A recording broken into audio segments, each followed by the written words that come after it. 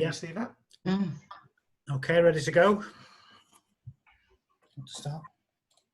Yeah.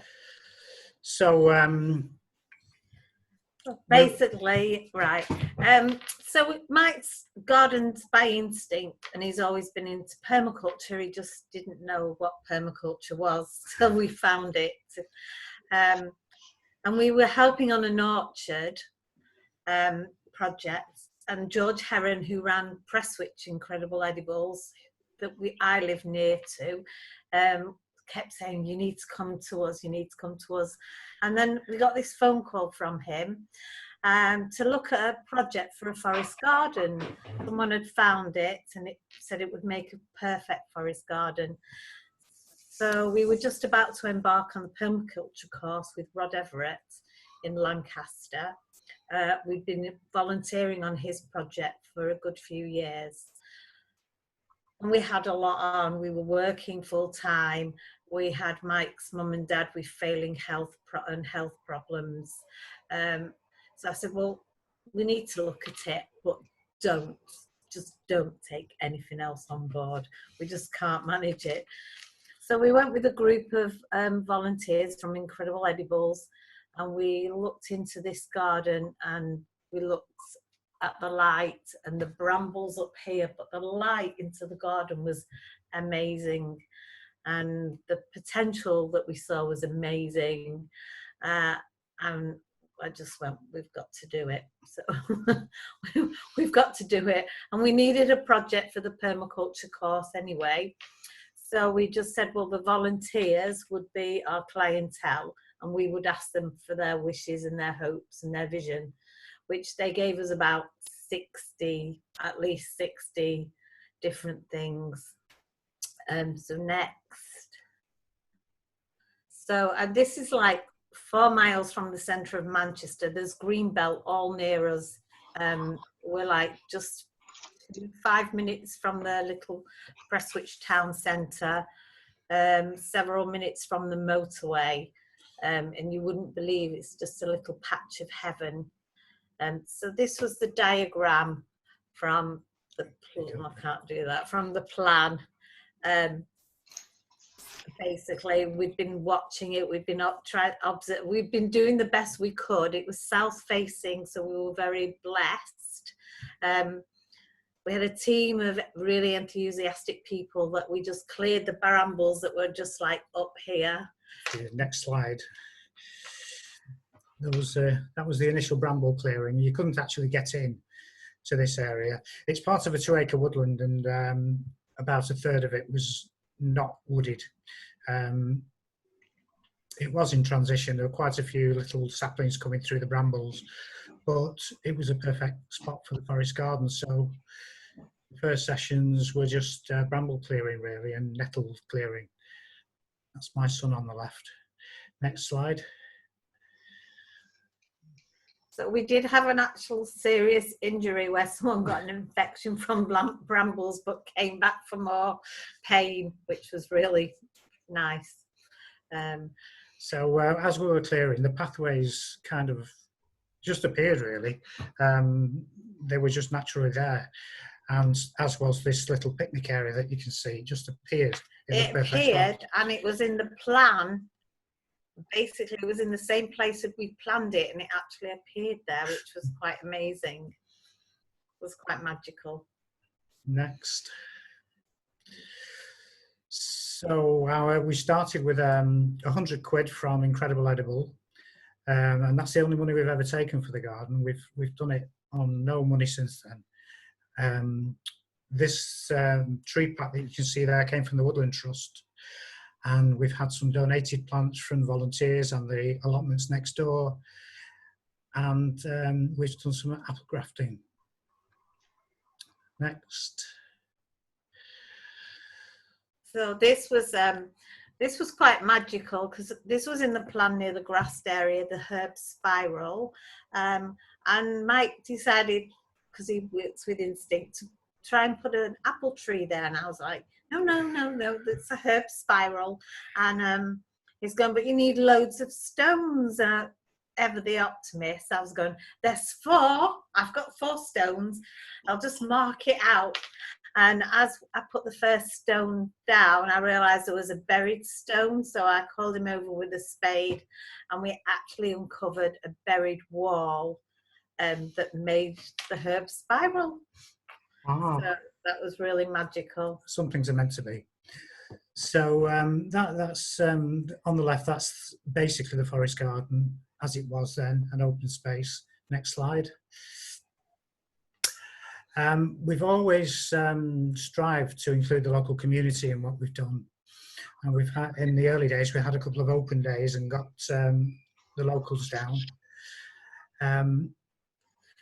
We did have 200 people. I think we counted the first open day. And as you can see, we had a zebra there. So what we did with the open days is we themed them so they were friendly for everyone. So I think that was the jungle theme, and we had our friend that came with African drums, and that the children and families and everyone could play. And we made hedgerow crowns and self-watering planters, carded tails. But we also had lots of information about the garden, the uses of the leaves, raspberry leaves and hawthorn leaves, and lots of information about no dig and permaculture.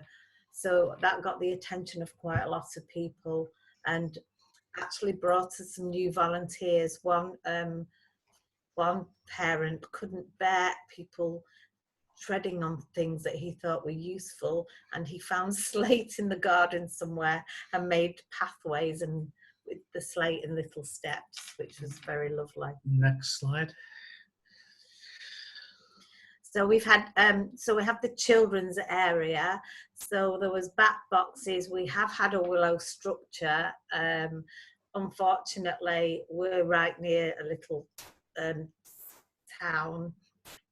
And we have had a little bit of vandalism, not too bad, I don't think. We only get vandalism when we make something. So as soon as we made that, well, that little girl helped make that den. The kids came in the next day and trashed it, but they don't bother with the garden. They're not interested in the garden. But if we make something and put it in the garden, then it gets trashed, unfortunately. So we tend to keep it natural these days.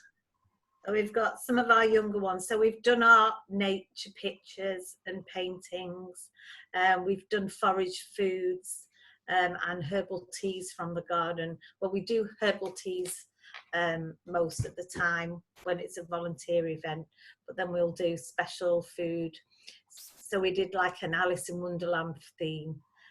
So we've done fairies and elves where everyone can dress up. Next slide.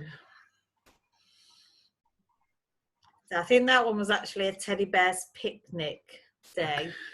So, and we did like quizzes that involved nature. So go and find things around the garden and little bits of information about permaculture. Next. Seed bombing, that really speaks for itself. Making the seeds and then just letting the children do what they want. Throw them at each other, basically. Next. So that was I think our first open day. Just showing the kids' activities and the leaflet that we made for the day. Next. That got some funny looks travelling through Prestwich on the back of a camper van. It was, we do have a local Prestwich community Facebook group, and it was being there's a zebra travelling through Prestwich, which we borrowed from a friend for the jungle theme. So I think that brought in a lot of people, and I think once they're in there, they don't know about permaculture, but they do know a bit about sustainability, and it's quite a good community. We've got very good links to the local organic shop that was fairly new, similar time to us. Village Greens Co-op, and so it's people are just ready to accept what we do, and we're quite well known, really. The lady that lent us the zebra, she got it from a display from a shop that she was working in, and she now has a juice bar, an organic juice bar in Prestwich, and she uses our mint from the garden in the juice bar. Next. So that was basically what the garden looked like when we applied to be a landowner. So it wasn't exactly established. But Wilf Richards came over and spent the day with us and had a look round. And he thought, with a bit more work on the design process, we could go straight to being a land centre. We did have a file of all the things we've done, and records of everything we've done, and plans of what we would like to do. But we were just like amazed when he said, like, we can just be a land centre, and that was it was in our dreams and hopes. Next. So there's the certificate, just to prove it. Next. So the garden started to become known, and people would use it for their own use, not just on volunteer days, picnics, meditation, and these young people made a film there. This is the nicest story. One lady stumbled upon the garden with a 6-year-old daughter, and the daughter said, "Mummy, I've been here before in my dreams," and that was a lovely thing. It made us realise that we were actually doing something right and making the kind of garden we wanted to make. We actually had the BBC get in touch with us as well about filming for a nature. They wanted food to cook. I think we didn't really have toilets because we had nature toilets. That didn't really impress them that much, but yeah. Next. So 3 or 4 years ago, we met a guy called David Woodfall, an environmental photographer at the Shrewsbury Folk Festival. And he was writing a book about rewilding. And we got chatting, and he was interested in our project and said he'd like to include it in the book. We didn't really expect to see him again, but he did turn up on our doorstep.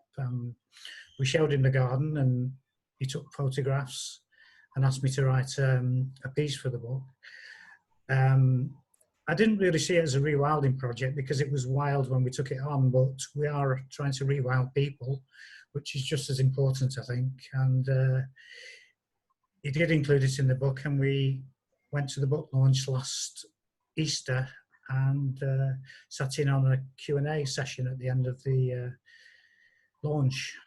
Next. So that's the book, if anyone wants to check it out. Next.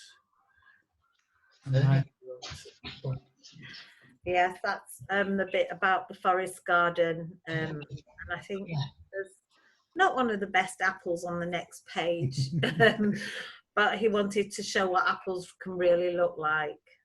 So yeah. Next, sorry. So last summer we were asked to help at the Incredible Edible at Tatton Flower Park show, local flower. It's quite Tatton well Park known. Show. Yeah. So they wanted a forest garden area, so we were able to go there and take some plants and set up a little forest garden area, which people were really quite interested in. This was the Northwest Incredible Edible event, not just ours. Next. So it's maturing nicely. There's not that much room for open days, but we do tours with groups. We just had a volunteer that's come up and wanted to put some perennial vegetables in. So we have struggled at times, basically, there's only Mike's dad now, and we're full-time carers for him. So we have struggled at times.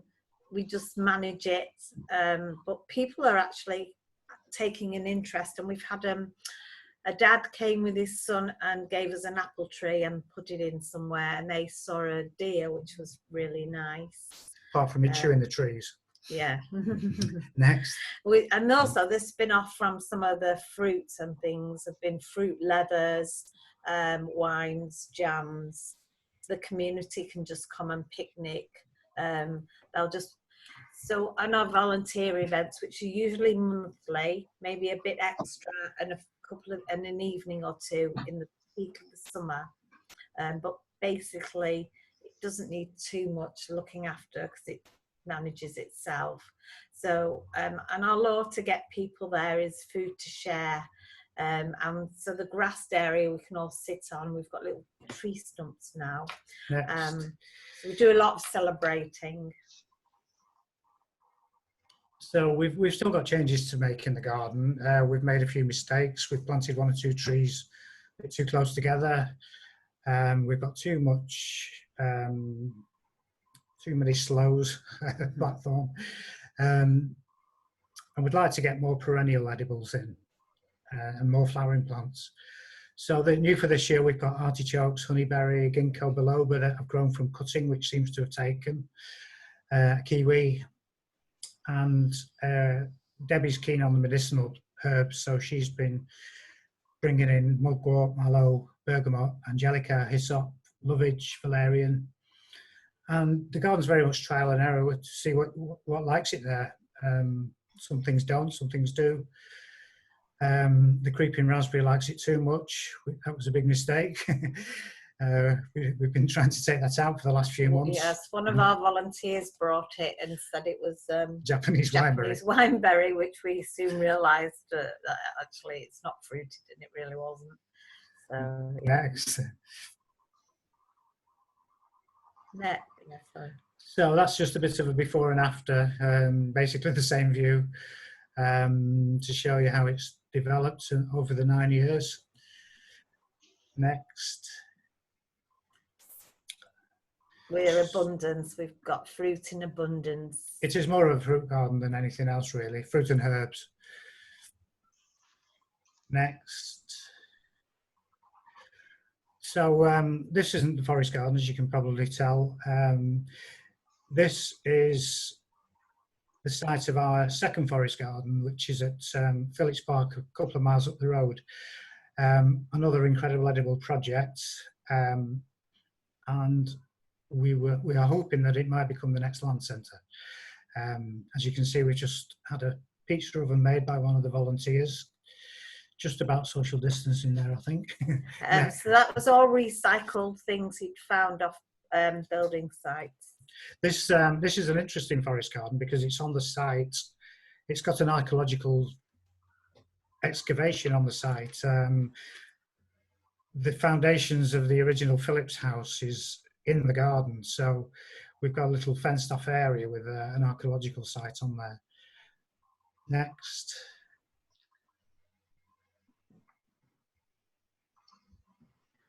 So last year, the Incredible Edible Prestwich became a community benefit society, and we committed to applying to permaculture we apply permaculture principles in everything that we do. So we're big advisors, and the group as a whole are really interested in being more sustainable and managing everything better. So we've had lots of discussions about applying for the Phillips Park Hub to become a land learner, and hopefully that it will become a land centre. We've got a shared community space called the Barn that we've done some trainings there. We've done some permaculture trainings there, and celebrated Permaculture Day. We've got a new 30-foot polytunnel that we're going to grow things for the local community organic shop, as well as we've just took some food to porch boxes as well. We took some plants to the local organic shop because we normally have a local community day where we have a stall there. But because that was cancelled, we had loads of plants, and people have just given us donations really for them, which is really nice. And we keep hosting the Northwest Annual Incredible Edible Conference, which has been going well, and we try and feed them with food, mainly food from the forest garden. So we're just hoping that to get some more permaculture into like all our projects, we've got 6 projects now. They're organic, and we would like to just try and link them up to be a big land centre. So that's what we're working towards, planning that. And to spread permaculture message even further. We did agree at our Zoom meeting last night that we would join as an Incredible Edible group, we'll join the Permaculture Association.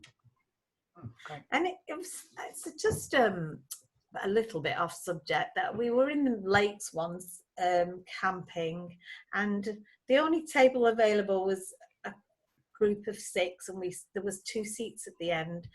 So we just said, can we sit here? They were talking about gardens, so we asked where a garden was. We couldn't find it, and so they were sending us all to these really nice lawned, groomed gardens. And I just happened to say, well, we like something a bit more natural, a bit wilder, and like we were into permaculture. Well, this woman was just like made up. She's going, permaculture. I think she thought it was a big cult or something. Apparently her daughter had just written an article in the Permaculture magazine, which we had back in the tent at the campsite, and I think she was just pleased that actually other people did permaculture. Her and her husband were just delighted. So yeah, that was just, I think, just nice. We just, every time we go out, we meet other people with similar interests, and it's just nice to be linked with. Yeah. Great. Thank you. Thank you. Okay, well, I'll stop the slide share, and then we can get some questions and comments. Thank you very much. Thank you. So I'm going to open it out to the floor. Would you like to make some comments, observations, feedback about what we've seen? I love the way it was obviously really meant to be. You know, with the way you found the stones when you wanted stones there, they appeared. It's as though it was truly magical, and it really was meant to happen. I think that's amazing. That was part of our learning as well, because Rod said there would just be this magical moment, and we found it quite soon, didn't we? Yeah, I think that's wonderful. We were lucky that we were able to volunteer for a few years at up at Backsbottom Farm at Rod's place, because that's a very established forest garden. So we did have a vision of what it may become. Yes, yeah. Oh, it's lovely. It's come on really well. Yeah. Great. So, Alison? Hey, I just thought your family engagement was absolutely brilliant. The local, do you have a record? Do you have a visitors book or any record of who actually attends your events? Do you know what kind of area they're coming from? They're mainly local community. So we have like the local Clough Day, Prestwich Clough Day, and that's really, really well attended. People just embrace everything in Prestwich, you know, and we're very lucky. Word of mouth then, is it mainly come from? We do a leaflet drop. I mean, Facebook's really good, and then we do a leaflet drop, and there's a local community precinct that a lot of people use, and then it's word by mouth, and you know, people are waiting out for our next event. We've had quite a few visitors via the Permaculture Association as well. Yeah. Oh, I just thought that the little things that you're doing to encourage the children to come and bring their parents along was absolutely brilliant. Well done. Debbie's worked with kids for 40 years, so her department. Yeah, I've got teenage quizzes, children's quizzes. Hide and seek, find things, making masks as well was one of them for the jungle theme. So do you think, anecdotally, do you think you can say you converted people to permaculture that didn't know about permaculture? Yeah, I think some of our volunteers didn't know about it. And, you know, so we don't say, like, come and help. We just go, come and visit us to see what we're about. You don't have to come every month. You don't have to come for 2.5 hours. You can come for 10 minutes, half an hour. You can do what you can, and come and drink some herbal teas and learn about herbal tea mix and try some things. And We have pointed a few people in the direction of Angus Suter, who does a local permaculture course in Bury. Well, it's brilliant to see that engagement and your ideas. It's just, I think there's maybe a way in which, as land centres, we should be able to feedback a bit more regularly about the type of people that are coming to events. Maybe that'd be something that we could talk about on one of these meetings, Andy. It's just, how do we feedback who's visited us and the type, you know, the demographic and all that kind of information, and what's worked and what's really pulled in young families, or that seems to be something that we could share more. Thanks anyway, Mike and Debbie, it was great. thank you. Could I just ask a quick question here? Because I find on our community allotment, we get a lot of children. We don't get so many parents because it's not the best area. But what we've found is that when the children get to be about maybe 13, 14, they lose interest. It's suddenly just not cool to come to the community allotment. And they actually tell us that, oh, we're not doing that anymore. Whereas, 6 months ago, they've absolutely loved it. We put this down to just being teenagers, but I just wondered if you had any tips on that. So we were aware that there was an area being used by teenagers, because there was like rubbish being left at one point before we got the plants in, and so I think they quite like. I have took some children, teenagers that had not been going to school, not been attending college, and they like to know what to do with the food and around cooking and the uses of the food, and making structures and things. Yeah. We don't tend to get teenagers on the volunteer days, though.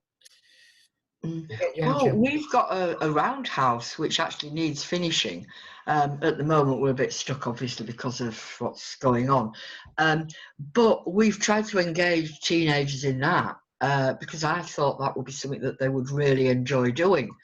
And in actual fact, they weren't particularly interested. I don't know if it's just the area that we are in.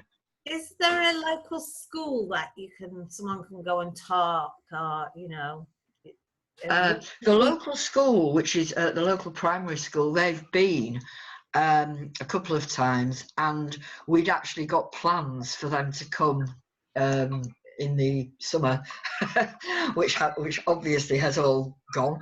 And they were going to bring them to actually sit in the roundhouse and have classes. They would talk about history and other related things using the roundhouse. But also, we've had them a couple of times for little growing sessions and things like that. But obviously, at the moment, all that's gone by the wayside. But I mean, hopefully, when things are back to maybe normal, that will come back again. It is a well-known challenge, and I think we face a similar challenge when it comes to things like the permaculture convergence and events that we do. I think it is that kind of cut-off point, 13, 14, 15. Really, they don't want to be there, but want to be doing other things. And I think we do need to learn more how to engage the kind of young adults in kind of permaculture. Yeah, it's a tricky one. I think whoever finds out, we'll have to all share that one. Well, it's something we could investigate. So any more feedback to Mike? Yeah, but you say food, and that's worth thinking about. Yeah. Rakesh? Yeah, Matt Willer, his Papillon project, yeah, is doing exactly that. So he's working with that kind of age group really successfully, and he's looking to roll that out through. It's a Papillon project. But what's his name again? Matt what? Matt Willer. Willer, yeah. Willer. Yeah. Yeah, I met him. I didn't know he was working with that age group. Yeah, so he won some, I don't know, RHS UK-wide engagement with kids, gardening kind of, I don't know exactly what kind of thing, but it was a nationwide recognition of the work that he's doing with teenagers, and which he started at his school, but now he's looking to roll it out at many schools. Great. Maybe we could invite him along. For sure. To share what he's doing. Yeah. Thanks, Rakesh. So, any more feedback for Mike and Debbie? Actually, I have one Chris? question. Oh, go on, Rakesh, and then Chris. Yeah. So I'm just, seeing as I'm here, stuck in the UK, I've decided to engage with I started a local transition town when my father passed away, because again, I was just here. And so now I'm working with that group, suggesting we make a community forest garden. And so we're in the process of identifying 2 or 3 different places. Normally I'm quite good at engaging people, but I'm just wondering if you've got any kind of really good starting point tips. I mean, my idea was, first of all, to show something like Farm for the Future, just to get people aware of some of the issues and raise some kind of a discussion, and then see who's interested, and maybe train some people in forest gardening so that they can then engage with the wider community with a kind of direction in mind in terms of how to design forest gardens. Yeah, so that's kind of the loose strategy, but I don't know if you have any tips on how to really get it really up and running and really engage a wide variety of people from the community. We just, food brings people together. So, We we get the most people and we feed them. So it could just be simple dishes and anything forage that goes in it. Especially at Clough Day, we do wild garlic and nettle soup, and you know the response we get, and there is a little donation box, and we can make like a couple of £100 on a little taste of soup, and we're like, but yeah, so people are curious. There's a lot more foraging groups, and people are into foraging. We kind of grew organically. We started with 3 or 4 people in our little Facebook group, and there are now 500 or more. They don't all turn up, but they're all interested enough to be in the group. And some just come and visit, some use it on their own without us. As far as the land's concerned, we found that very easy to come by. The council are very good at letting you use the land. Our council actually said we could do anything we want as long as we notified the rangers. But then unfortunately they couldn't afford the rangers, so they sacked our ranger. So we don't have to ask anybody anymore. Don't ask anybody.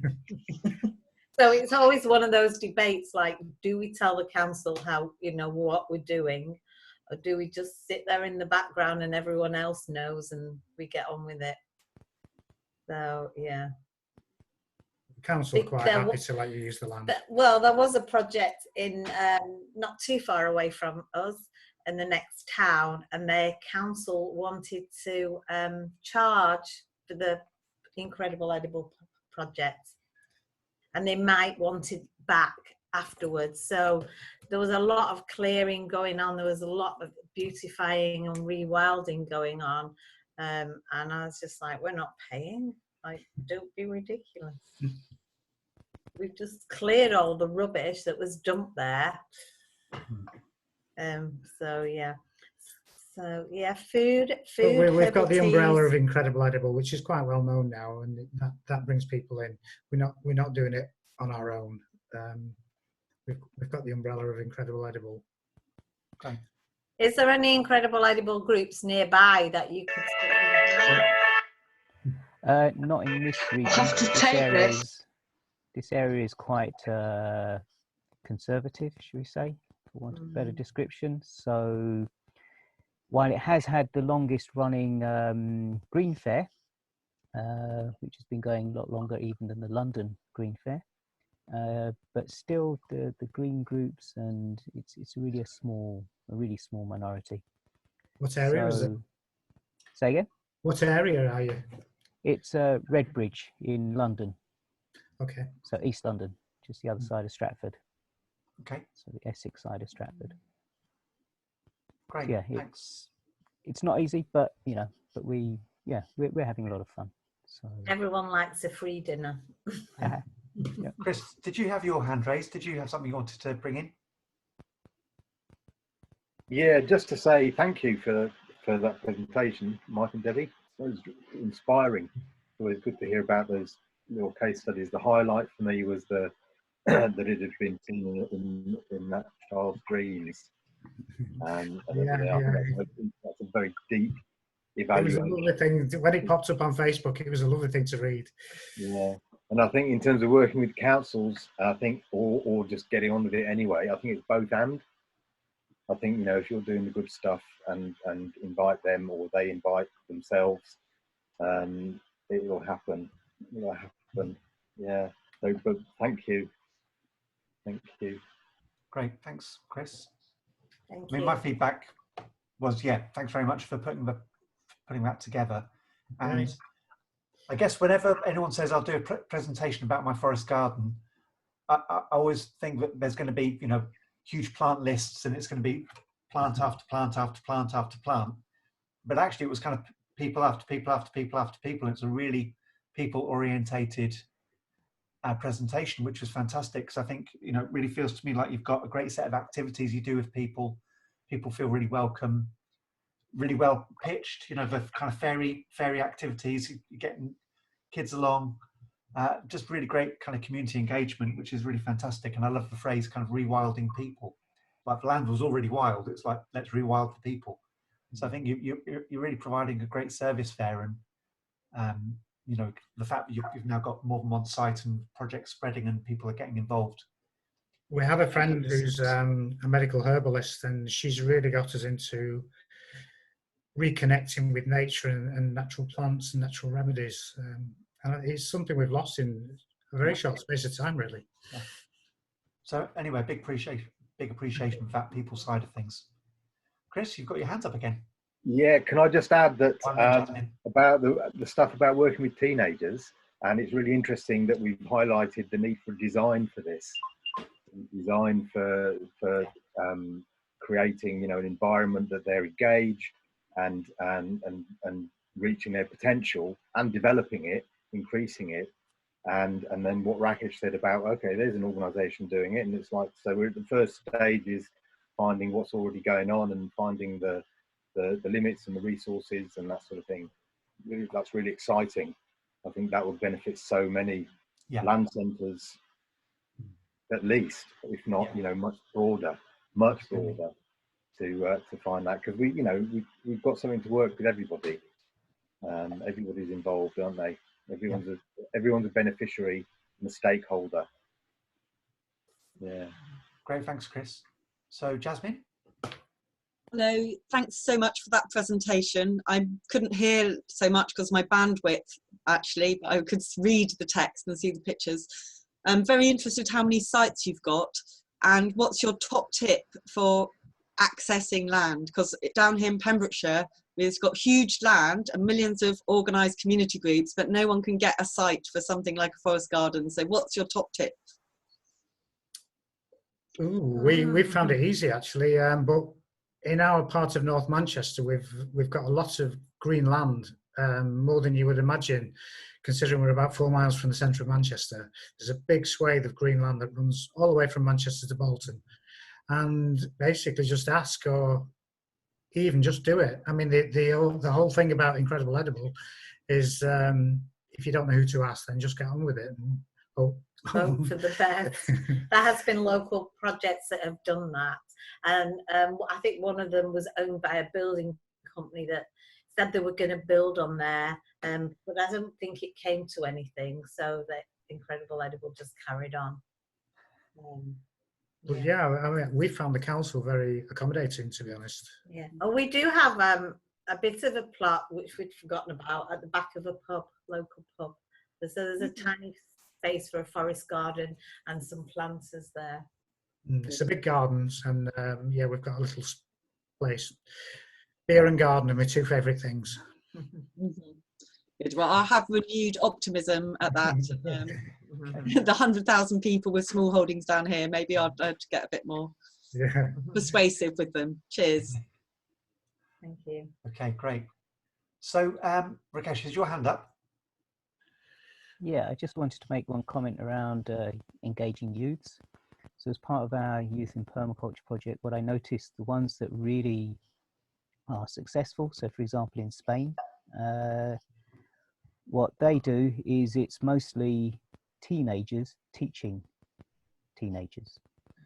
So so rather than, you know, being talked down to and being told what to do, blah, blah, blah, by adults, they have a team of youths who basically teach other youths about permaculture, and incredibly successful, really beautiful project, particularly in Mallorca. Great. That's good to know. I'm just about to embark on some work with the Youth Climate Strike in Leeds. They've asked us to start doing some permaculture sessions and develop a kind of intro course over a long period. And we're working out what our strategies are, and I think that's useful insight. Get them to teach each other as much as possible.